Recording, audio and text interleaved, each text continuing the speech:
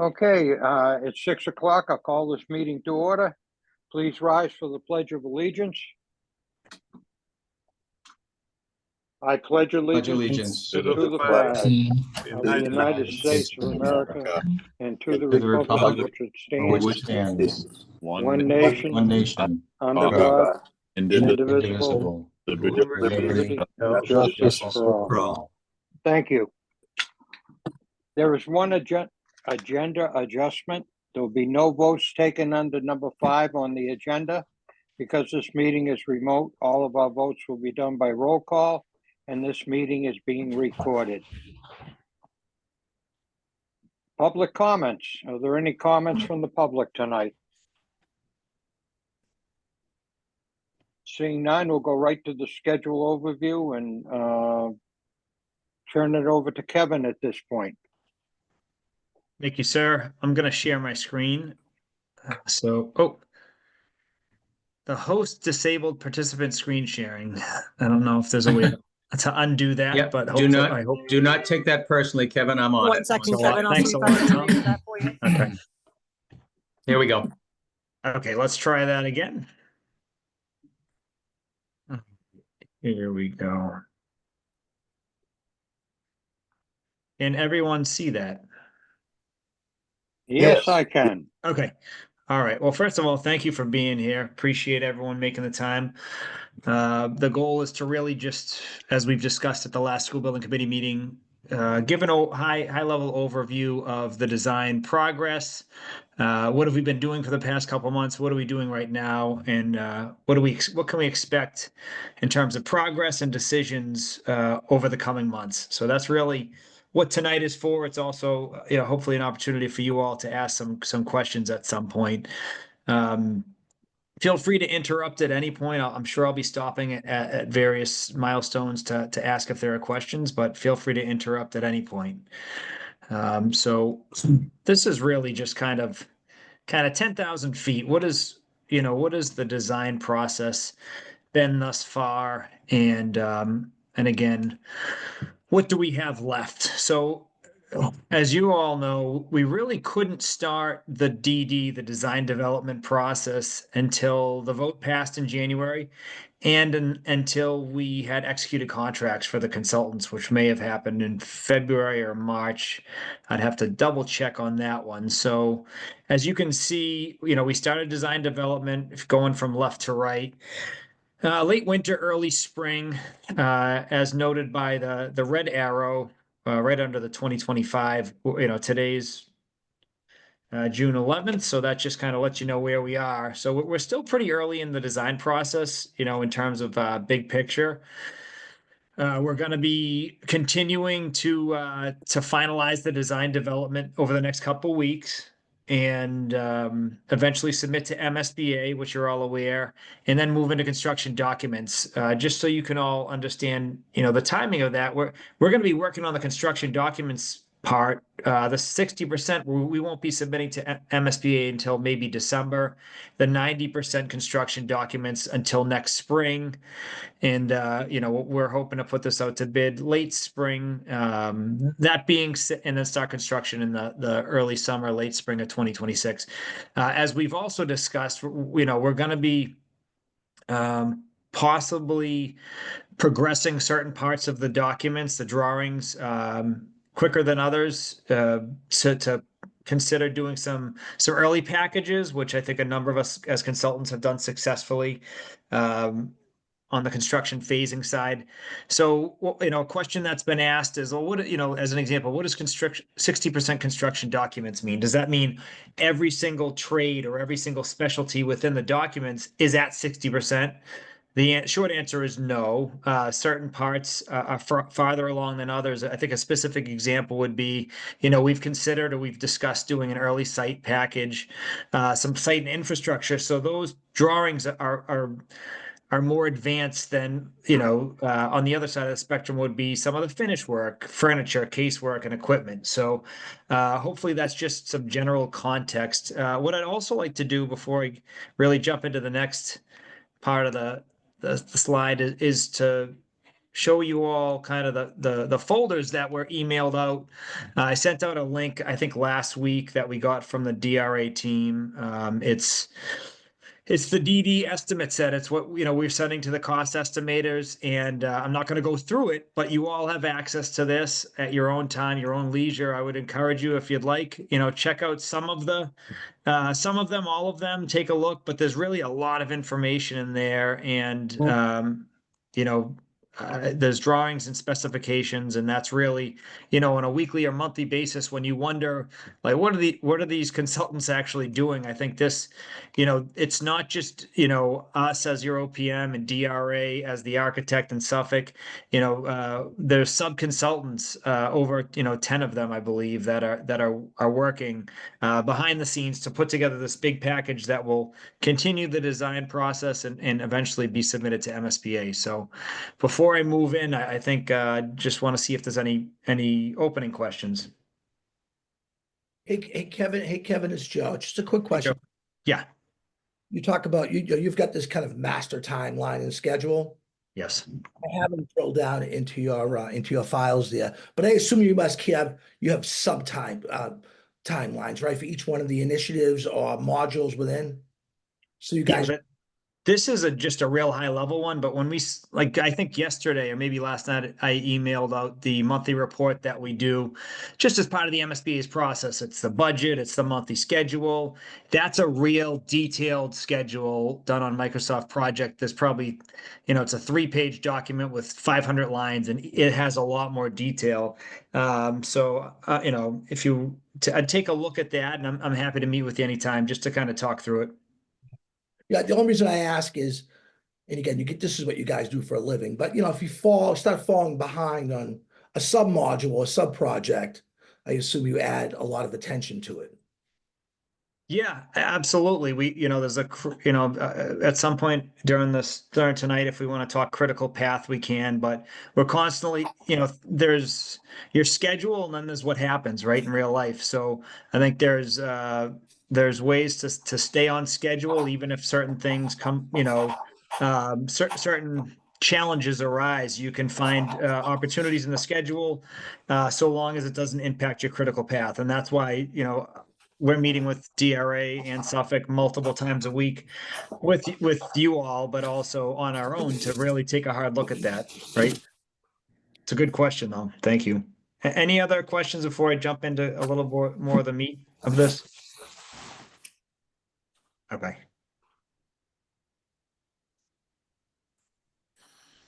All right. So we've also, discussed, I think at the last school building committee meeting, there was some interest related to local approvals, state approvals, and just really making sure we're keeping the town informed and making sure that we're getting their buy-in so that, later in the design process, there aren't any delays that result from either the town or the state. So as we stand here today, there's going to be, we're targeting, July for the Hanover departmental review. We went in front of them last year. Carl, I'm not sure if it was you and Judd but a couple of us went in front of, I think it's a lot of towns are doing this where they bring in, a number of different departments and they can ask you all the questions they want. And, we went last July and I think it was a couple hours, and fire department was there. Police had representation.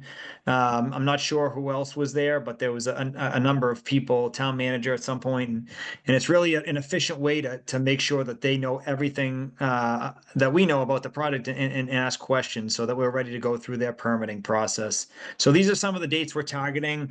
The last item is another abutters meeting. We did have one last summer. It was pretty well attended by the neighborhood, especially behind the school, and we plan on having another one later this summer. So any questions about these dates? No specific date on July for any of these meetings? We are coordinating with the town. Carl, I don't know if you have anything to add there, but yeah, not as yet, Bob, but certainly Okay. we'll publicize those. It takes a couple of weeks to set them up, so we should have enough advance notice to notify you all as well if you'd like to attend, and you're certainly Yeah. welcome. Sounds good. Thank you. Same with the abutters meeting. If, you know, I guess I'll ask the group to give it some thought. It doesn't make more sense to do it in August or September. It could also depend on where we are with the design. You know, we may know a little bit more with the site in September than we do August, and we'll do it then. But we're obviously open to any feedback for that date, especially because some of you may actually be abutters, right? So, Yes, I am. okay. Fair enough. Okay. And thank you for your support. I'm here for you. Exactly. So again, want to move through this as efficiently as possible. What, you know, all the DD estimate set that I just showed you all, you know, the folders, drawings and specs, you know, they're all divided into different trades and subcategories. And, you know, I'm just kind of going through them on a high level. So during the design development process, you know, the MEP, the mechanical, electrical, plumbing, and fire protection I would say it's all been advanced. And Carl or Lynn from Left Field's on, both know more about this than I do. I would say most of the really big decisions related to this were made before schematic design, you know, in terms of what type of heating system and so forth. And then as we progress through DD, we're not coming to you for decisions at this point. We're really just working within the code, local officials if needed, and really the commissioning consultant and other engineers to make sure that you know, that part of the design is progressing forward. But I'll certainly let Carl or Lynn jump in at any point if you want to add some color. I think the drawing's a good graphic to have. I know you can't read it at all, but one of the things that happens at this point is that the scale of drawings and the scale of investigation for all the major trades is a good reflection of what design development means. Previously in schematics, we'd work at a scale like at 1/16 of an inch equals a foot. And so you could fit the whole building on one sheet of paper. Now we're working at 1/4 inch equals a foot, and in some cases 1/8 of an inch equals a foot. And so that in itself shows you to fit the whole building on a sheet of paper, it takes like 4 pieces now to do that, 4 large sheets. And I know we don't often print these out, but that's a good kind of example of what's happening at this stage in all the trades: architecture, structure, mechanical, electrical. Wall sections, for instance, when we show the components of the building, it's schematic. We drew them at 1/8 inch. They were cut through the building and you could barely see things, but we could label them and so forth. Now we're drawing them about, you know, 5 or 6 times that size, where you can see every stud, you can see the sheathing, you can see the exterior material and so forth at 1.5 inches equals a foot. So it's much larger scale details. And that's reflected in the cost estimating that goes on now. Previously, the cost estimators, you know, they not to put them down, but they tend to price what they can see. And so when the drawings are fairly limited in amount of detail, they have to add some allowances for things they can't see. Now we're filling in those gaps. The more information that gets put down, you know, I keep saying paper, but in reality, you know, these are computer files, but the more information that's available, the more precise their cost estimating and the smaller the allowances can be, the so-called contingencies. So that's generally what's happening during design development. I Thanks, think Carl. this, That's very helpful. Go ahead, Lynn. I think this phase of the project too is all about coordination of all the various components of the building, making sure that they all work together, vetting through all of the design as it is developed, to make sure that once we get through design development, we're ready to go into construction documents and complete the design to the point that it's ready for bidding. Yes, a lot of the things we are doing is exactly that, coordination. So, you know, we might be widening a wall to fit in the structural bracing. We may be adding a duct shaft because now the mechanical engineer knows exactly where that duct needs to penetrate a floor to get to the next floor, to get up to the roof. And so we're adding things like duct shafts and wall thicknesses becoming more real, that kind of information. Thank you both.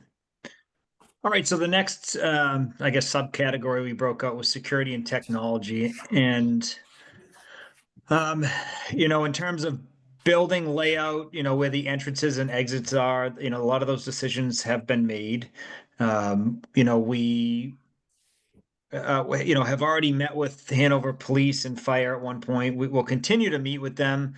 But we don't have any, critical decisions for you all to make right now related to the design development submission. Carl, correct me if I'm wrong, but a lot of this is continuing the design and making sure all the key stakeholders, especially staff, and I guess local security and police are kept in the loop because they're going to have feedback. Something that came up last week, I think Bob Mello pointed out that Hanover is implementing or already has some two-way radio communications. So something as subtle as that, we want to make sure that as this design advances, that we can be on the same page as the town and the first responders for their technology.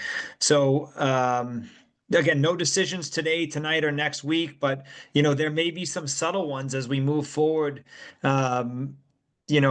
Especially as with staff, and sometimes these may be value management decisions, not to make the building less safe, but really, not on schools, but I've worked on a public safety building that one example that this is during the really tough post-COVID inflation escalation, and they had like a high-rated ballistic glass on the second and third floor, and they had some serious budget issues, so they decided to really just keep that high-rated ballistic rated glass on the first floor.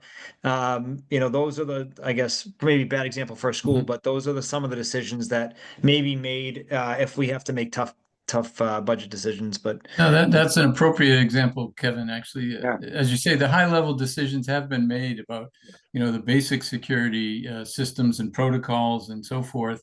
But one of the things that happens not just in this discipline, but in some other areas at this phase, is when we get the initial feedback from cost estimators, there may be some issues that we need to tighten up on or make some tougher decisions on in order to keep the project right on budget.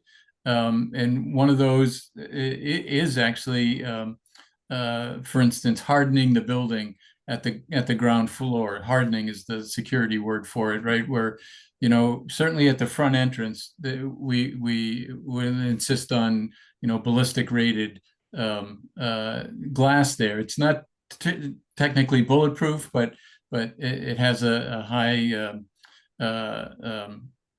security against smashing or even shooting its way through. It slows down people ultimately to the point it may take half an hour to break through. It's very strong reinforced glass.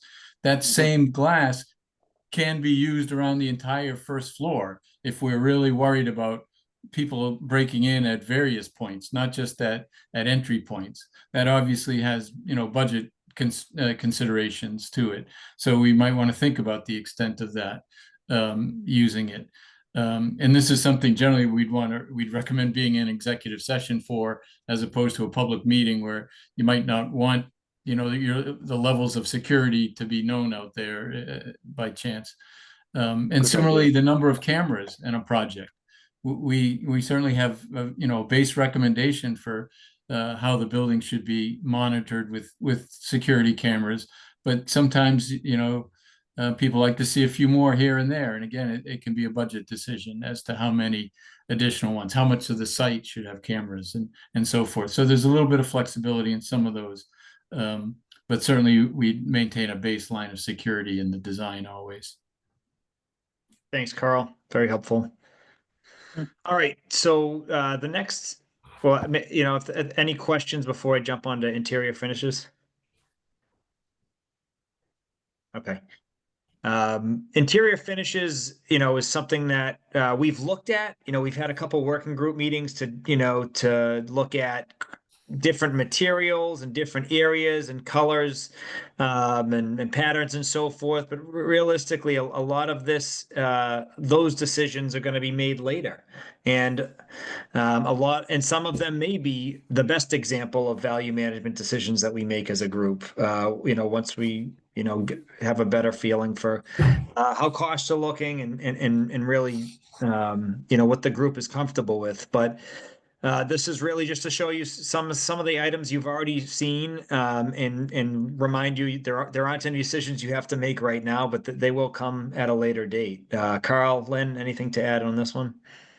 I think it's important to say that during the design development, you're working and having programming meetings and trying to further the development of all of these things. But you are using a baseline for all your estimating, so you have a basis to start from, and from that, if there's value management needed, then you proceed in that path. But you do have a baseline, because at the end of design development, you want a very good idea of the cost of the building. Yeah, very good point. Thanks. And just to be clear, the photograph on the left is not your proposed school. It's another building. But the photograph or the rendering on the right is our rendering of the main stair in the entrance lobby there. And we'll be producing more of these throughout the building with this level of detail, so that we can walk through the whole building and review it with the appropriate people, including yourselves, when the time comes to sort of finalize some of these decisions.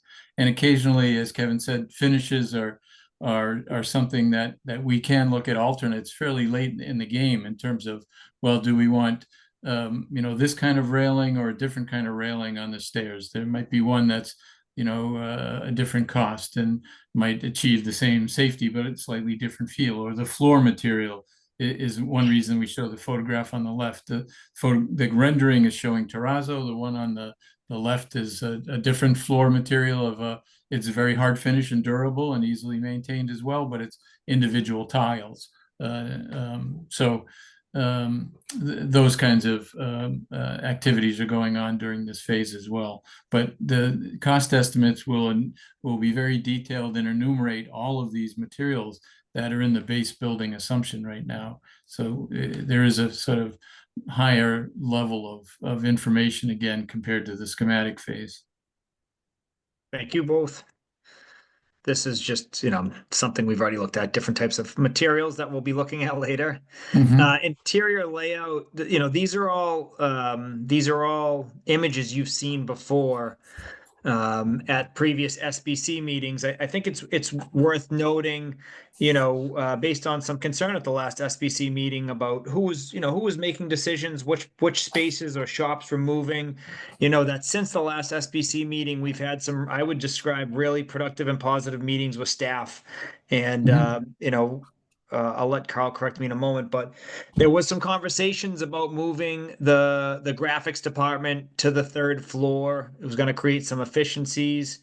After all the conversations with, I think, all the key stakeholders and just some really good feedback and conversation, it's been determined, I believe, that that's not going to happen. So, Carl, I'll let you add a little bit more about that process, but I think that's just kind of what happens at this stage.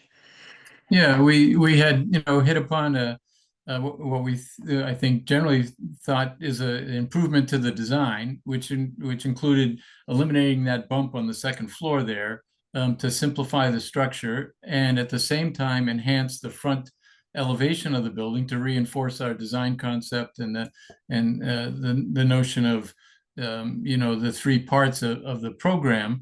And that gave us some more room on the third floor, so we could relocate the space here on the second floor. It didn't mean we literally had to take the program that was in that space and move it to the third floor, but that actually was the first recommendation, because it seemed like an appropriate kind of space. It has a high volume. It's kind of airy and spacious. It's like the space that graphics occupies today in the existing school. So, and it's the right size. But again, after some discussion about their place in the building, their contact with public occasionally, there was a desire to be a bit more centrally located. And so fortunately, there's enough flexibility in the design that the Allied Health shop was about the same size, located on the current second floor, that we could swap those two programs and sort of reach an appropriate kind of resolution to that. And so we think it's a win-win for everyone. The design is better, the economics of the structure is better, and the program occupants are, I think, satisfied now. Good, good. Thanks, Carl. I appreciate that. So the exterior design is probably something, you know, you've all seen the most in the past couple months, SBC meetings, working groups, and otherwise. And so this, I would just say, generally speaking, the exterior design concepts are something that you know, we have been looking for some consensus on. Not that everything you're looking at is final and nothing will ever change, but more so that the material we've discussed, you know, that we're just in a general agreement that this is clearly not a red brick building, and that we're proceeding with different materials as we advance the design and have it estimate, you know, have the cost estimates done.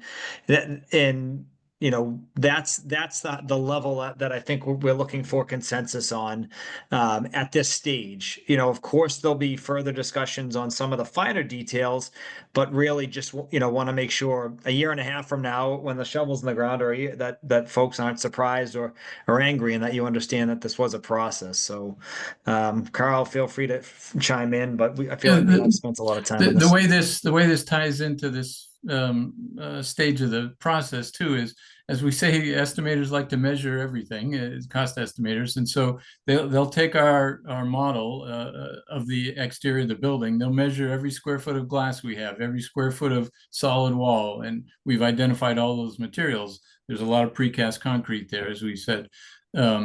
Every, you know, square foot of metal roof, and so forth. And so those will factor into their cost estimates on a very direct basis. They know the marketplace. They know cost per square foot for those materials. If there's backup walls and so forth, or labor premiums for certain designs, they know how to factor those in. At the same time, we are taking this same model and plugging it in with our energy consultant to understand the energy efficiency of the building. You know, windows aren't quite as efficient as solid walls with insulation in them, even triple glazed windows, which we have a lot of in this project. It's going to be a very efficient building, but we may still find out that if we made, you know, some of those windows 6 inches smaller across the board, it may save us some money. Glass is a little more expensive than solid wall, and it may, you know, improve our energy efficiency as well in that regard.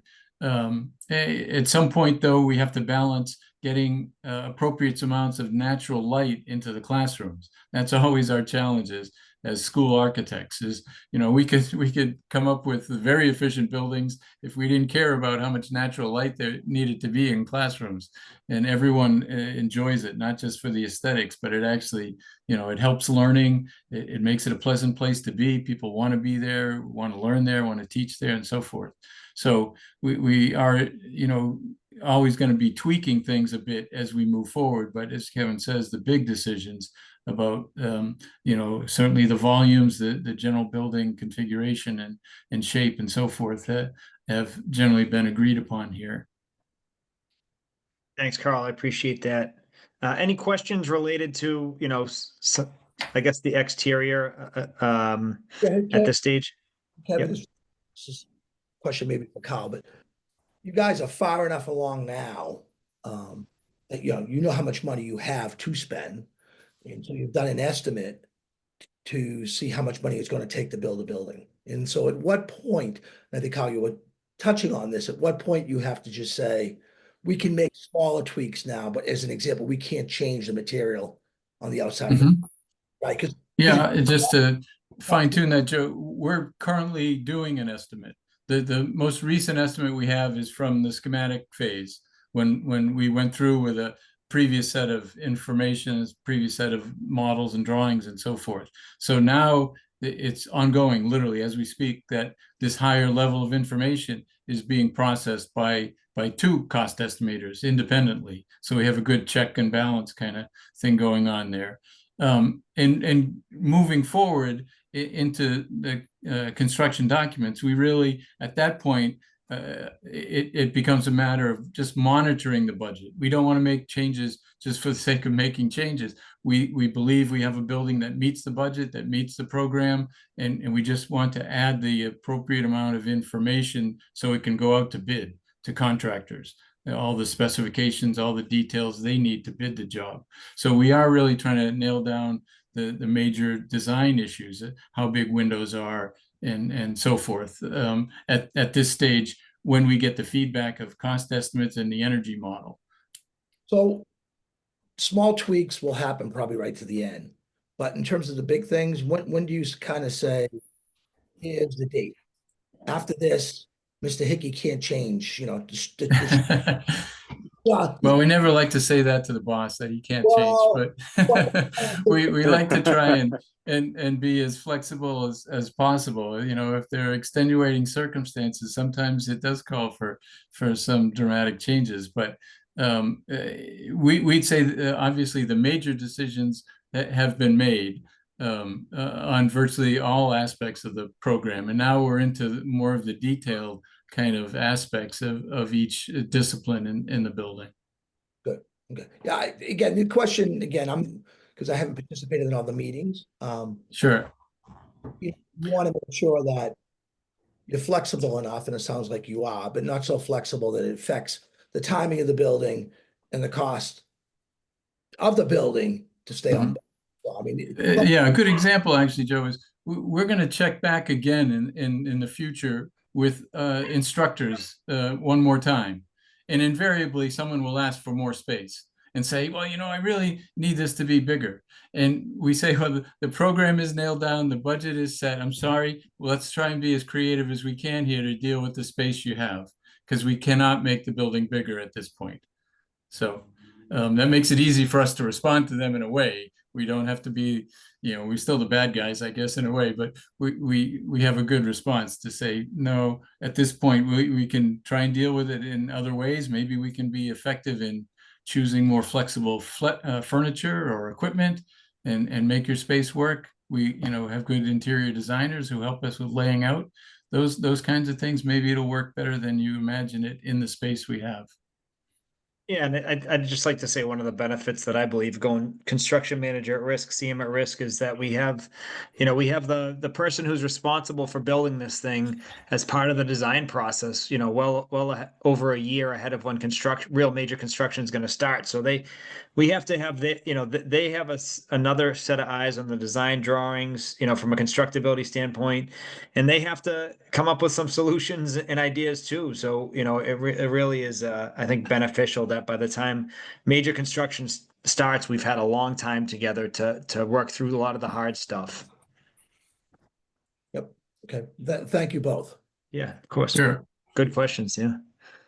Kevin, can I just, Bob, if you don't mind? None at all. Yeah, thank you.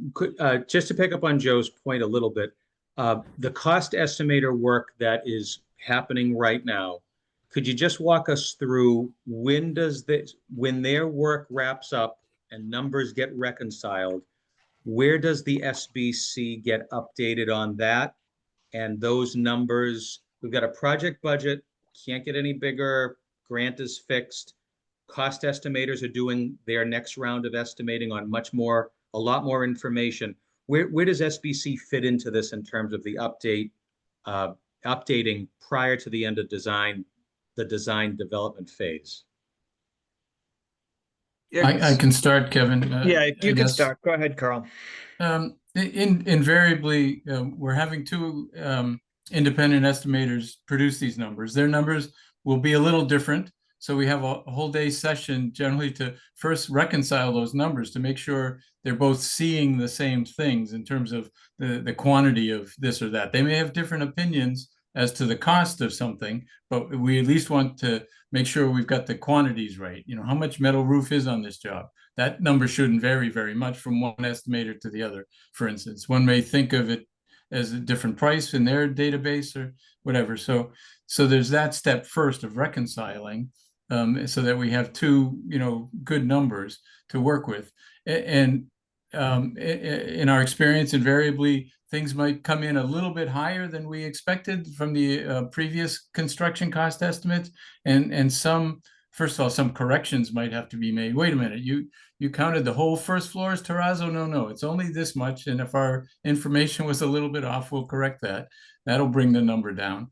But also, we will produce a list, the estimators will, the designers will, the engineers will produce a list of suggestions as to how we might accomplish the same function with a less expensive option, so that we could tweak the budget to get it back, on track. Different people call it different things.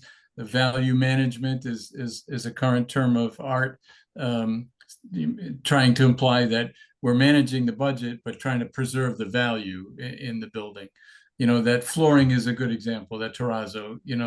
There is an alternative material. It's less costly, first cost, and it does the same thing functionally. It may be, slightly different in long-term life cycle cost. That's one of the things that we would offer at this point in time. We can sometimes lower the first cost, but it may cost you more in the long run. If I'm sure you've run into this in other things that you buy, and so forth. So typically that's first done by the project team. We'll develop that list with the cost estimators, and like anything, there's probably a third of the list that we can all agree on. We don't even have to share it with you. We know we want to take those items to lower the budget. Then there might be, another portion of the list that we need to develop in a little more detail so that we can share it with you, maybe first in a working group, because there's a fair amount of detail that we have to go through to explain what the option is, what the change involves, and get a recommendation and a buy-in from the working group. And then there might be, a third or a quarter of the items that maybe are significant enough that in order to accept them, we'd want to share it with the full building committee. And so there could be a meeting where we bring that list and say, here's where we are. We need to get, $100,000 out of the job. Here's a list of items that out to 150,000. Which ones should we take? And we build consensus, and we get back to the budget. So the building committee does have some input, but I don't want to make it seem overwhelming, because we do a lot of the work behind the scenes in advance to shave it as close as we can reasonably, without taking any major decisions that should be, done by the full building committee. I guess I'll just pipe in with a comment, and that is that I guess I've jumped to all of these assumptions myself, that I feel like I'm just talking to hear myself talk in this regard, but I am not feeling that this is a place for me to pipe in about my opinions about security measures and what we should take. And I'm assuming that there'll be a work group for me to say, all right, here are the 7 items that you can use for interior colors, and here are the products. And we'll, behind the scenes talk about whether or not we want gray or green, and how much tan and how much of the Dove gray are we going to use. That would be behind the scenes, based on what we can afford. Show me the options that I can afford, and let me noodle around with those a little bit later. The same is true for exterior design. I like your exterior design a lot. I've been comfortable with what you've presented in terms of features and options to give texture in places, and the concept of a warmth. And I guess for me, it's, putting that all together a little bit later in a work group to really put my hands on and see some of those things as samples, so I can get a sense that, yes, this very large building that's going to be mostly concrete with little bits and pieces here that look like wood, that it's really a warm, welcoming place for our school community. I have faith that it will be that, but feel like those conversations are going to happen in another forum. Yes, Sandy, most likely the kinds of things you're talking about would be in a working group, where and as we get into materials, particularly interior materials, we will meet in person, and we'll bring you things that you can put your hands on and feel and see the actual colors, and not presented over a computer screen. And that's the time we really look at those. That's why they have the label. It's a work session, a working group. We like to make those decisions with you at the table. Generally, we have recommendations, we have thoughts, and certainly we often produce options and give you the pros and cons, but we want you and collectively the people interested to be involved in these kinds of decisions as we move forward. So forgive me if I said this earlier. Don't take my lack of questions as disinterest. I'm ready when the time is right. Okay. Thank you. Okay. Thank you, Carl. Okay. So as we just kind of move forward, this is the end of it. So we've moved through this pretty efficiently. I would just say before we get into site issues and permitting that out of all the Hello? projects that, hello, Yeah, hey, listen, I've been trying to button in there for a couple of minutes here, but Oh. no, my only concern, Carl, is extras and getting everything down to a science, getting everything completed now, because Yeah. moves, adds and changes can slow up production, could slow up the timelines. And if one gets slowed up, then it will slow somebody else up down the chain. So Yeah, that's we why. appreciate that, Bob. Yeah, that's why we spend so much time in the construction document phase. That's where we are trying to, as we say, nail everything down for the bidders. Because even though it's construction management and they'll make good decisions about putting a budget together with allowances and so forth, ultimately there are still tradesmen out there and subcontractors who are bidding, significant parts of this job on a lump sum basis, and they only price what's in the information, in the plans and specs. And so we do spend a great deal of time and have independent folks checking it and so forth to make those as complete as possible to minimize change orders. Okay, we're good. Thank you. Sorry I was late Thanks. attending. No, good question. thanks, Bob. Appreciate it. All right. So before we get into the site issues and just general permitting, my experience and all the schools I've ever worked on is and maybe any construction project, the hardest part of every project is getting out of the ground. It seems to, like, no matter how much testing you do, there are always surprises because it's underground. And so I would say, as it relates to design development, most of the action on site so far, outside of the building that maybe folks have seen is related to site testing, additional test pits, borings, perk tests. And so, in the past, and just a reminder for the group, we really couldn't we couldn't start this up again until after the vote passed and until folks were under contract. So just a reminder of that, but in the past couple of months, the civil team's been doing a lot of additional testing. And I'd say there's been some information or challenges that have come up over the past couple of weeks, and we're going to be presenting updates to you. Either the 18th and 25th, but certainly more information. I'm going to turn it over to Carl in a second to maybe talk through it a little bit, but just want to kind of put that on everyone's radar. Is that this is something we'll be making decisions on over the next couple of weeks and months, with your feedback, and as more information comes in, we'll make the best decisions as a team. But we don't want anyone to feel rushed, blindsided.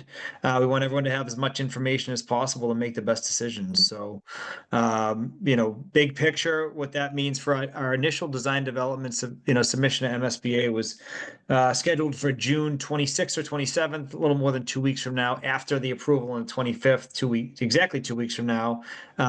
Depending on how, what information we gather in the next week or so, we may push that submission to the MSBA, which is not a big deal. It happens all the time. I was on the other end of those calls quite frequently. The difference between the earlier stages of MSBA leading up to schematic design is that those submission dates are aligned with board meetings. MSBA has board meetings every other month, 6 a year.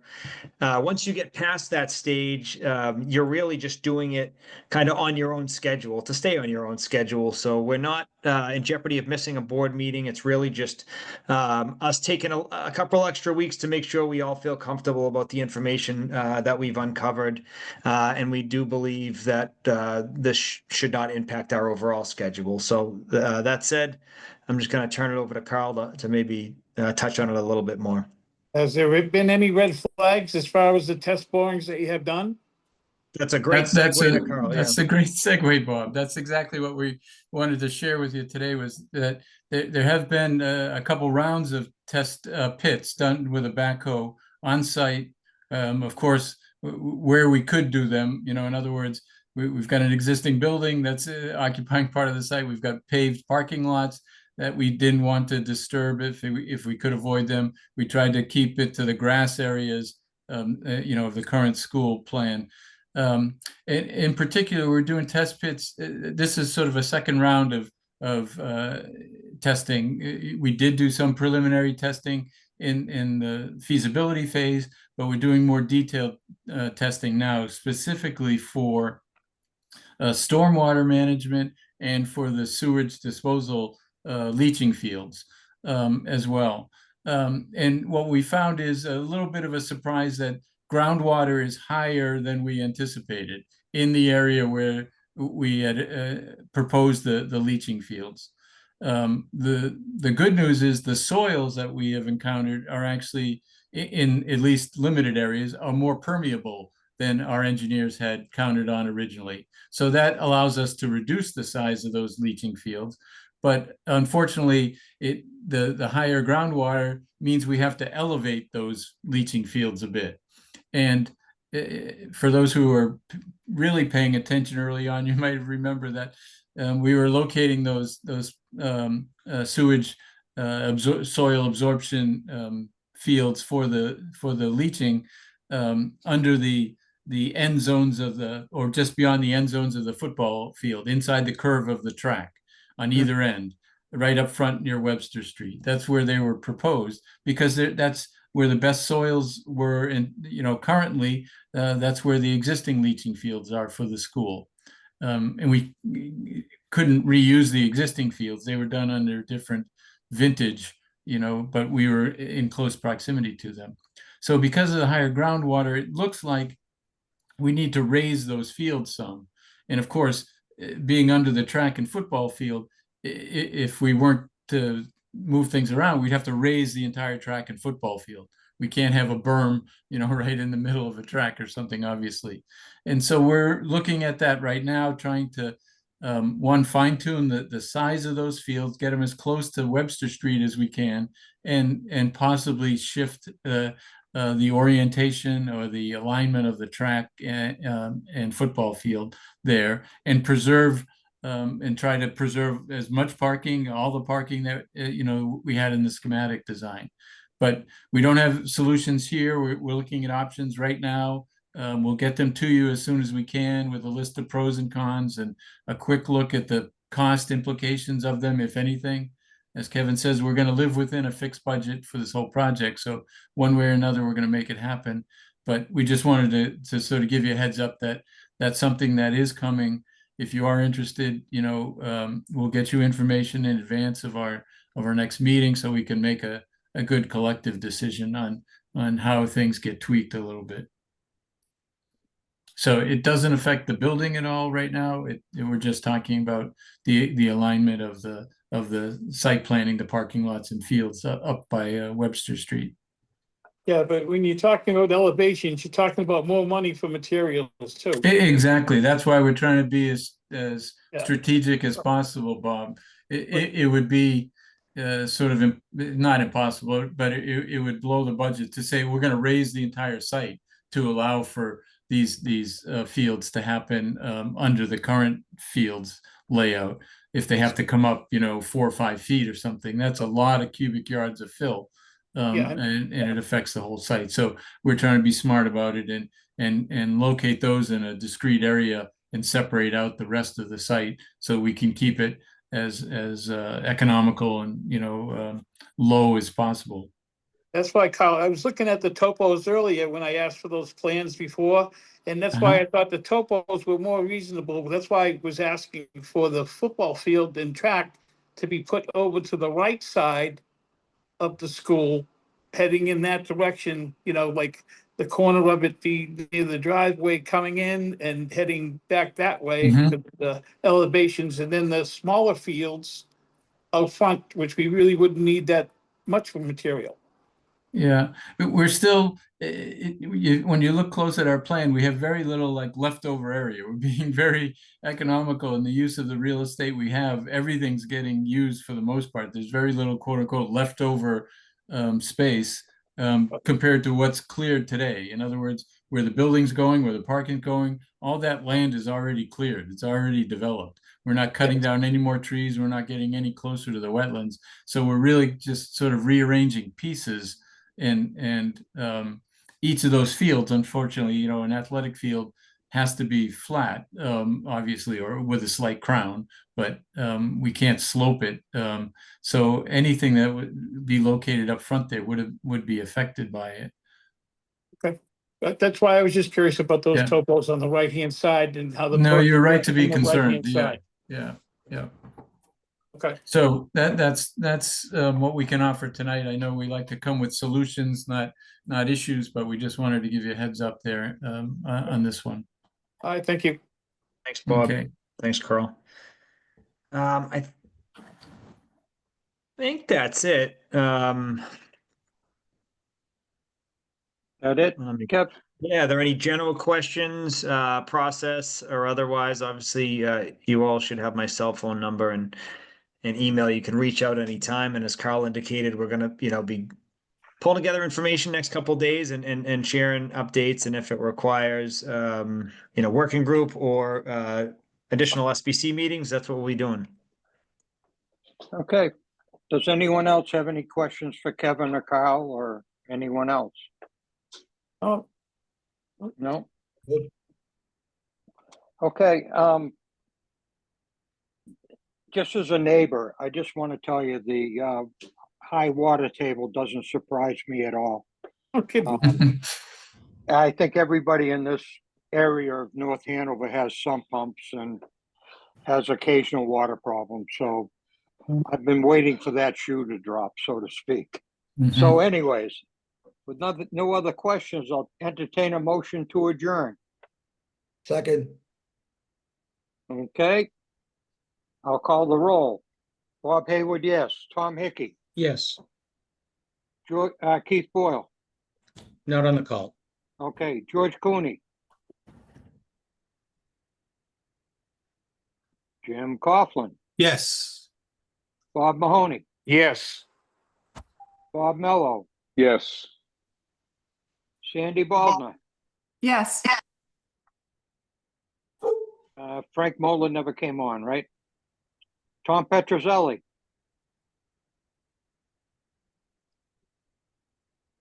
Dustin Reardon, Yes.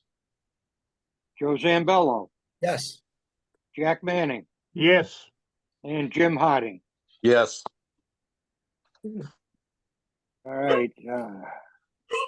Motion carries. We are now adjourned. Thank you.